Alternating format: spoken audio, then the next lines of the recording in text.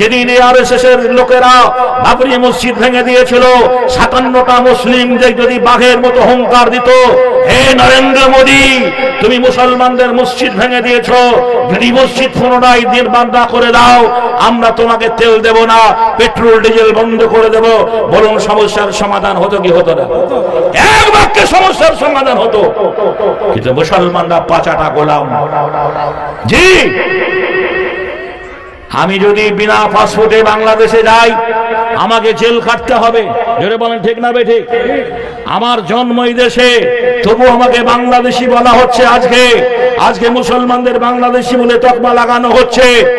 আমি বলবো, যেদিন ইসলামের বিরুদ্ধে বই লিখেছিল তাসলিমা নাসরিন, বাংলাদেশের মুসলমানরা যখন ইমানদার মুসলমানরাকে ছাঁটা করবে তাড়িয়ে দিল, যে কোনো দেশ জায়গা দিল না, পশ্চিম বাংলা আজও বেঁচে আছে। জোরে বলেন ঠিক না বেঠিক? জি, কি করে নাগরিকত্ব পেতে পারে মুসলমানরা? এই প্রতিবাদ আজকে ভারতবর্ষের জনগণ, হিন্দু মুসলমান জাতি ধর্ম নির্বিশেষে কেন প্রতিবাদ উঠেনি? কেন সেদিন আন্দোলন করেনি? জি, একটা মুসলিম দেশ থেকে একটা মেয়ে এসে কি করে দেশে জায়গা পেতে পারে?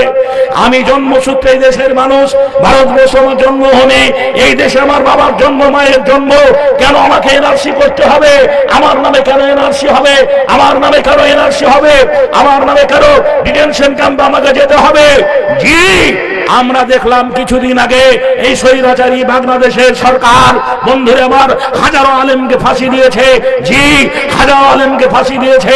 একটা ইমানদার মানুষ, জি, দেলোয়ার হোসেন সাইদির মতো মানুষটাকে, যে মানুষটা তাহাজ্জুদের নামাজ কাজা হয়নি, যে মানুষটা জীবনে একটা রোজা ছেড়ে দেয়নি, যে মানুষটা কোরআনের তাফসীর কারকের মধ্যে, কয়েকজন তাফসীর কারকের মধ্যে একজন অন্যতম, বন্ধুরা আমার, সেই মানুষটাকে 13 বছর জেল খাটিয়ে মরতে হলো।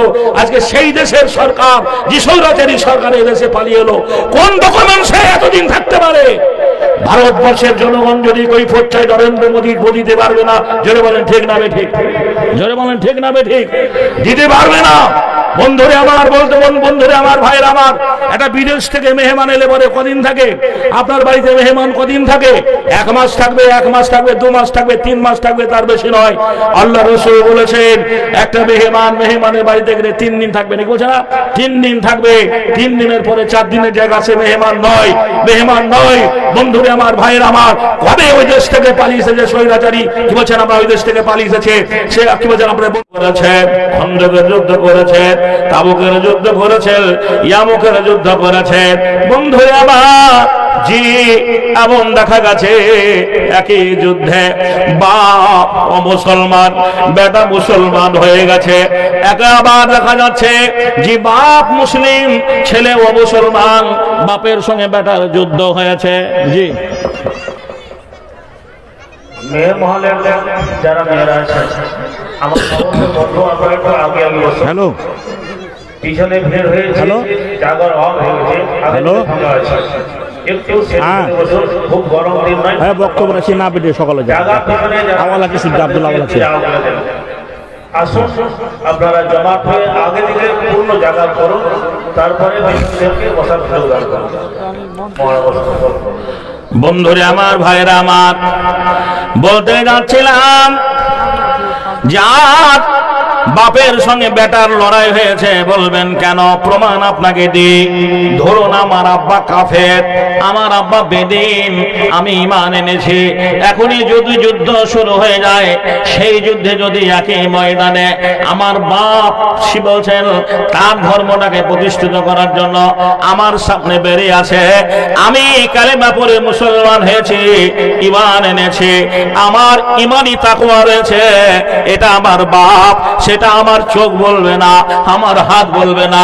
আমি দ্বীনকে প্রতিষ্ঠিত করার জন্য আল্লাহর জমিনে প্রয়োজন হলে বাপকেও হত্যা করে দেব। নারায়ে তাকবীর। বন্ধুরে আবার, ভাইরা আমার, এইভাবে বদরের প্রান্তে লড়াই হয়েছে, এইভাবে উহুদের প্রান্তে লড়াই হয়েছে, একই বংশের মানুষ, কেউ মুসলমান হয়ে গেছেন, কালেমা পড়েছেন, কেউ বেদিন থেকে গেছে, তাদের সঙ্গে লড়াই হয়েছে। বন্ধুরে আমার, ইসলামটা এমনি আসেনি। ইসলামটা আল্লাহর জমিনে কায়েম করার জন্য, প্রতিষ্ঠিত করার জন্য মুসলমানদের রক্ত ঝরাতে হয়েছে। একটা কথা মনে পড়ে গেল, বদরের যুদ্ধে আল্লাহর নবী দেখছেন যুদ্ধের অবসানে নবীর চাচা আমির হামজার লাশটা পড়ে রয়েছে। আল্লাহর নবী ওই লাশটার কাছে গেলেন, দেখলেন বুকটা ছেঁড়া, কলেজা, হিন্দা মেয়েটা কলেজা বের করে চিবিয়ে খেয়েছে। নবী মর্মাহত হলেন, চোখ দিয়ে টস টস করে পানি গড়িয়ে এলো। চাচা গো, আজ তোমার এই দুরবস্থা কে করেছে?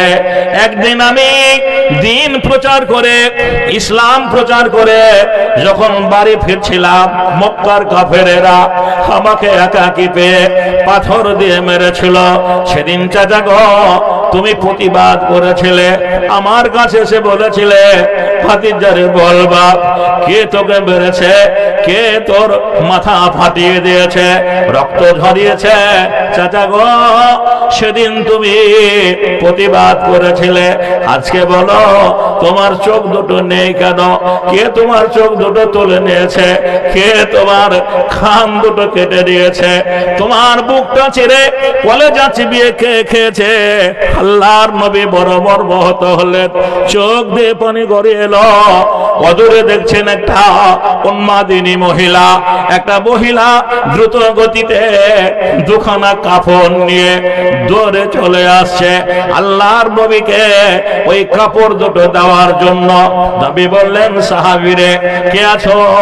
ওই মেয়েটাকে আসতে নিষেধ করো, বাধা দাও।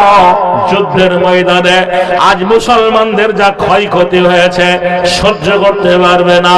জুবাইর বলে একজন সাহাবী পথ অবরোধ করে আছেন, মেয়েটা কাছাকাছি হয়ে গেল, বলছেন আম্মা, তোমার ভাই আমির হামজা যেভাবে শহীদ হয়ে গেছে তুমি তা সহ্য করতে পারবে না।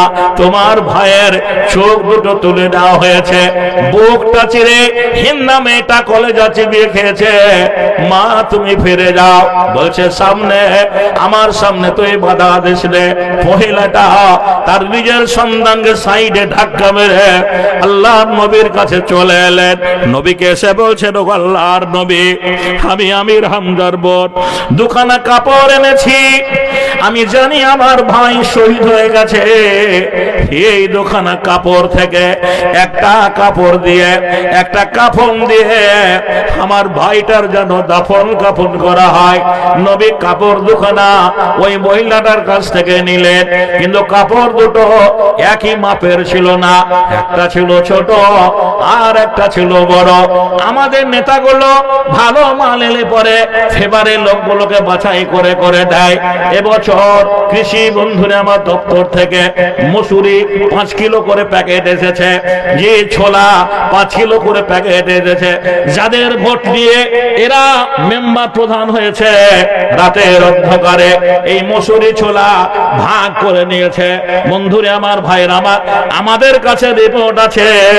বন্ধুরে আমার, বলতে যাচ্ছিলাম, নিজের লোকগুলোকে বাছাই করে করে দিয়েছে।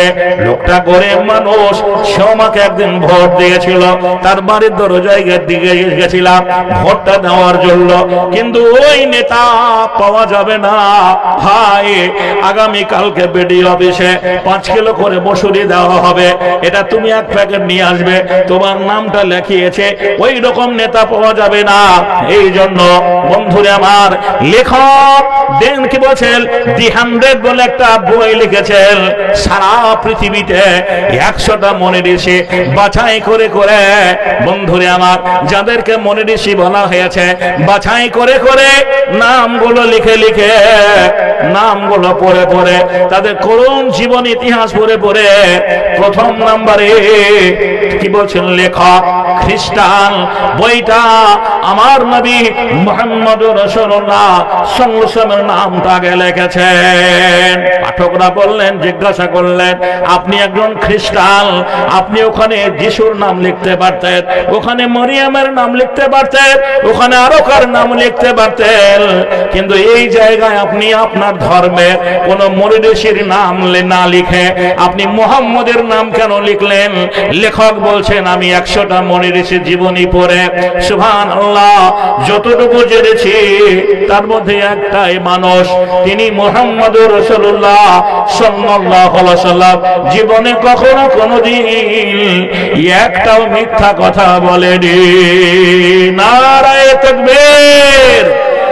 আর আমাদের দেশের নেতারা সুবহানাল্লাহ মিথ্যার গাছ নাকি বলছেন, মিথ্যার গাছ। তো আল্লাহর নবী করলেন কি, ভাবলেন এই বড় কাফনখানা যদি আজকে আমার চাচাকে দিই, আমার সামনে কেউ প্রতিবাদ করবে না, একটা লোক আঙুল তুলে কথা বলবে না, কিন্তু অতীতের মুসলমানরা এই ইতিহাসটা কলঙ্কিত করে দেবে। অতীতের মুসলমানরা সমালোচনা করবে, বলবে মুহাম্মদ নিজের চাচাকে বেশি ভালোবেসেছেন, তাই এই বড় কাফনখানা তাকে দেওয়া হয়েছে। না না, লটারি করা হোক, যার নামটা আগে উঠবে তাকে বড় কাফনখানা দেওয়া হবে। হযরত আমির হামজার নাম প্রথম নাম্বারে না এসে একজন আনসারী সাহাবীর নাম এলো, আর সেই আনসারী সাহাবীকে বড় কাফনখানা দেওয়া হলো, বাকি থাকলো ছোট কাফনখানা। সাহাবারা বলছেন ও আল্লাহর নবী, এই ছোট কাফনখানা দিয়ে আপনার চাচা আমির হামজা বড় লম্বা মানুষ, টল ফিগার মানুষ, গোটা শরীরটা থাকে না, মাথার দিক থাকতে গেলে পায়ের দিক ফাঁকা থেকে যায়, পায়ের দিক থাকতে গেলে মাথার দিক ফাঁকা থেকে যায়। এমত অবস্থা আমরা কি করব বলুন? আল্লাহর নবী বললেন সাহাবীরা শুনে নাও, আমার চাচা জানের মুখমণ্ডলটা উপরের দিকটা কাফনখানা দিয়ে ঢেকে দাও, পায়ে যে ফাঁকা অংশটা বাদ থেকে যাচ্ছে ওই ঘাসগুলো কেটে নে তোমরা বিছিয়ে দিও। ও হারওয়ার মুসলমান ভাইরা, আপনাকে ভাবতে হবে মুসলমান এমনি আসেনি, ইসলামকে প্রতিষ্ঠিত করার জন্য আল্লাহর জমিনে সুবহানাল্লাহ শহীদ হয়ে যাওয়ার পরে যাদের পরিধানে ঠিকভাবে কাফনখানা জোটেনি, আগামী দিনের ভবিষ্যতের জন্য আমরা যেমনি বামফ্রন্টে উৎখাত করতে পেরেছি একটা কথা বলার জন্য, আমার বর্তমান সরকার মুসলমানরা যেভাবে মার খাচ্ছে, কলকাতা গেলে দিল্লি বোম্বে গেলে পরে এই তো দেখলেন উড়িষ্যার মাটিতে কিছু মুসলমান এই দেশের হকার ফেরিওয়ালা গেছিল উড়িষ্যার মাটিতে, উড়িষ্যার মাটিতে যাওয়ার পরে সাইকেল ধরে উড়িষ্যার লোকেরা মুসলমানদের পিটিয়েছে, দেখেছেন না দেখেন? পিটিয়েছে উড়িষ্যার মুসলমানদেরকে পিটিয়েছে, এই দেশের মুসলমানদেরকে পিটিয়েছে, মেরেছে। আমরা সোশ্যাল মিডিয়ায় দেখলাম। এই প্রতিবাদ মুসলমানরা করার পরেও যদি প্রতিকার না হয়, সমস্যার সমাধান না হয়, আগামী দিনে আমরা এই দেশের বন্ধুরা আমার সরকারকে উৎখাত করতে পারবো। জোরে বলুন ইনশাআল্লাহ, জোরে বলুন ইনশাআল্লাহ। এই ক্ষমতা মুসলমানদের আছে, এই বার্তা তাদের কাছে পৌঁছে যেতে হবে। তোমার সাইকেলের লোভে, মোবাইলের লোভে, কন্যাশ্রীর উপশ্রীর লোভে মুসলমানরা দাঁড়িয়ে থাকবে না। যদি মুসলমান ছেলেকে মারার পরেও প্রতিবাদ না হয়, তার বিচার না হয়, বাংলার মাটিতে তোমাকে উৎখাত করাবো তো ক্ষমতা মুসলমানরা রাখে। জোরে বলে ইনশাআল্লাহ, জোরে বলে ইনশাআল্লাহ। নারায়ে তাকবীর, নারায়ে তাকবীর। আমি আগে বলেছি এটা নরেন্দ্র মোদীর জায়গা নয়, এটা গুজরাট নয়, এটা কি বলছেন আপনার যোগী আদিত্যনাথের জায়গা নয় যে তুমি ন্যাংটো হয়ে ধুমমার করে দেশে দেশে বেঁচে বেড়াবে। এটা পশ্চিম বাংলা, পশ্চিম বাংলা এটা। বন্ধুরে আমার, ভাইরা আমার, তাই বলতে যাচ্ছিলাম মুসলমানরা যেমনি পরনের জীবনের শেষ মুহূর্তে কাফনখানাও জুটেনি, আমরা সেই মুসলমানরা সবকিছু করতে পারি। কি করেনি বলবো, কি করেনি মুসলমানরা? আল্লাহ নবীর কাছে যারা ইসলাম কবুল করেছিলেন, মুসলমান হয়েছিলেন, কালেমা পড়েছিলেন, আমরা জানি তাদেরকে সাহাবী বলা হয়। এই সাহাবীরাও যখন মুসলমান হলেন, ইসলাম কবুল করলেন, মুসলমান হলেন, এই সাহাবীদেরকেও বন্ধুরে আমার, ভাইরা আমার, যে দেশ ছাড়া হতে হয়েছিল, তাদের বাড়ি ঘরকে জ্বালিয়ে দিল, বাড়ি ঘরকে পুড়িয়ে দিল, আর বাড়ি ঘরকে জ্বালিয়ে দেওয়ার পরে তারা করলেন কি দেশ ছাড়া হয়ে গেলেন। বন্ধুরে আমার, ভাইরা আমার, যারা দেশ ছাড়া হয়ে গেলেন মুসলমান হওয়ার অপরাধে, কালেমা পড়ার অপরাধে, তাদেরকে মুহাজিরিন বলা হয়। এই মুহাজিরিন ভাইরা যখন মক্কা ছেড়ে মদিনায় চলে গেলেন। আমরা জানি মদিনার আনসারীরা ইসলামকে প্রতিষ্ঠিত করার জন্য, দ্বীনকে বাঁচার জন্য, আল্লাহর জমিনে এই ইসলামকে কায়েম করার জন্য, ভাই তুমি মুসলমান হওয়ার জন্য বাড়ি ঘর সব ফেলে এসেছো, এই জায়গাটা তোমাকে আমি দান করে দিলাম, এই জায়গাটাই তুমি বসবাস করো, এই জায়গাটায় বসবাস করো, এই খেজুরের বাগানটা তুমি আবাদ করো।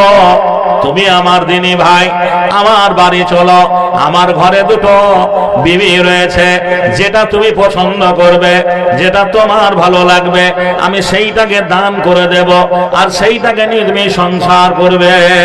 আজ একলিং জায়গা নিজের ভাইকে কেউ দিতে নারাজ, জোরে বলেন ঠিক না বেঠিক? একলিং জায়গা আমরা কেউ নিজের ভাইকে দিই না। একলিং জায়গা আমরা কেউ বেশি নিলে পরে একটা একই ভাইয়ের ভাই একটা জায়গা যদি একটু বেশি নেয় আমরা বরদস্ত করি না, আমি নেনে মাপামাপি করি। ও হাওয়ার মুসলমানরা শোনো, মুসলমানদের কি দিনী মহাব্বত, ইসলামী বন্ধুরা ইসলামের মহাব্বত, নিজের ইসলামকে বাঁচার জন্য, আল্লাহর জমিনে দ্বীনকে প্রতিষ্ঠিত করার জন্য আনসারী ভাইরা নিজের বাপের পৈতৃক সম্পত্তির ভাগ দিয়েছেন, বাগানে আবাদ করতে দিয়েছেন, ফাঁকা জায়গায় বাড়ি করতে দিয়েছেন, ব্যবসা করতে তাদের পুঁজি দিয়েছেন। শুধু তাই নয়, আর নিজের বিবিকে দিয়েও সাহায্য করেছেন। আমরা সেই মুসলমান। বহুদিন আগেই কবি নজরুল বলে গেছেন, কি বলেছেন? এই মুসলমানদের সামনে রেখে বলে গেছেন, আল্লাহতে যার পূর্ণ ঈমান, কোথা সে মুসলমান, কোথা সে মুসলমান, যার দিন রবে কাঁদিত দুনিয়া, জিন করে ইনসান, কোথা সে মুসলমান। স্ত্রী পুত্রী আল্লাহ রে সফি, জিহাদে নির্ভীক, হেসে কোরবানি দিত প্রাণ হায়, আজ তারা আমাকে ভিক, কোথা সে আরি পাল্লা ছাড়া, ত্রিভুবনে ভয় করিত না যারা, আজাদ করিতে এসেছিল যারা, সাথে রয়ে কোরআন, কোথা সে মুসলমান, কোথা সে মুসলমান। যে মুসলমানদের ইতিহাস স্বর্ণাক্ষরে লেখা আছে, হায় হায় সারা বাংলা ঘুরে সেই মুসলমান আর পাওয়া যাবে না।